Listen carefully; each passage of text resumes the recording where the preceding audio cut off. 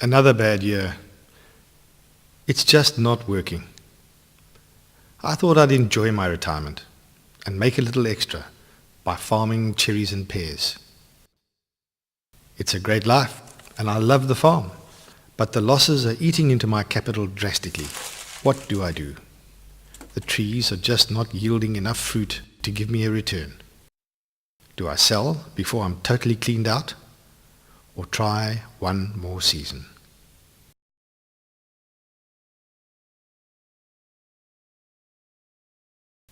Winter's creeping into the valley. It's very special to stand in a cherry orchard in the early morning and watch the winter sun pick its way through the tangle of branches and listen to the birds chirping. Sometimes I wonder what they're saying to each other. It's one of my favorite things to do. And another is to stroll around the farm and just soak up nature's beauty and tranquility. How can I leave here? In the orchard, the fruit trees are a mass of buds. Things look good. But then they did last year too, and the yield was bad. The snows have arrived, and a strange peace descends on the farm as it takes on its white mantle. The fruit trees need the cold spell to hibernate and regenerate. This encourages a full flush of blossoms in the spring. But that still doesn't mean an abundance of fruit. The local farmers have suggested I introduce bees in the spring to help pollination. But it costs. Can I afford it? What if it doesn't work? I've got to do something. I'll go and see John. He keeps bees.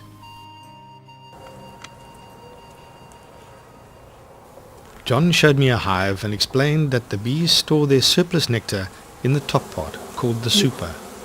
That's what us mortals raid to get honey.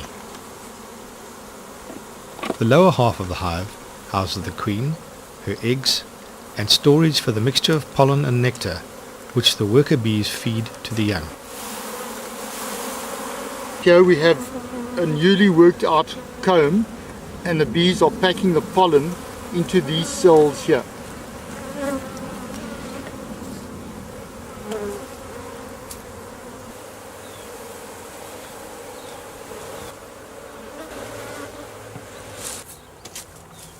The vital part for me, says John, is that whilst out gathering this nectar and pollen, the bees fertilize the blossoms, causing more fruit to grow.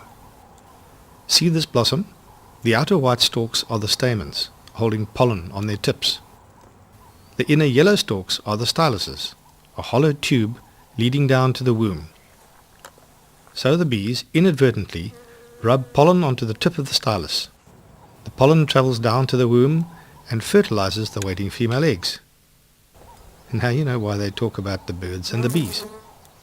Okay, I'm convinced. To be, it will be. As spring approaches, the buds on the trees begin to swell, and blossoms slowly appear. Then suddenly the orchard is a mass of delicate white cherry blossoms.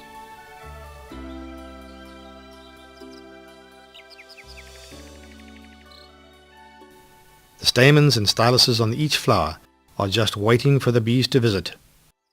John placed his hives around the orchard, and the bees, sensing rich pickings, were soon busily flying hither and thither between the hives and the blossoms.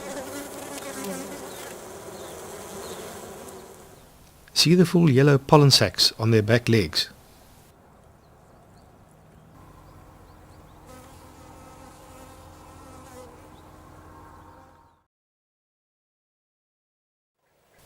With summer fast approaching, the blossoms die off and the fertilized ovaries start growing. It's not long before the familiar shapes of cherries are recognizable. And they're everywhere. They ripen quickly and the yield is fantastic.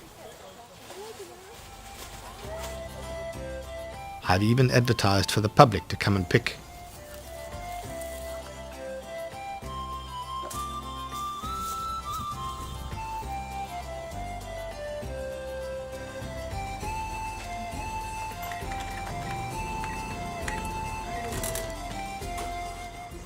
I guess I'll keep farming for a while longer.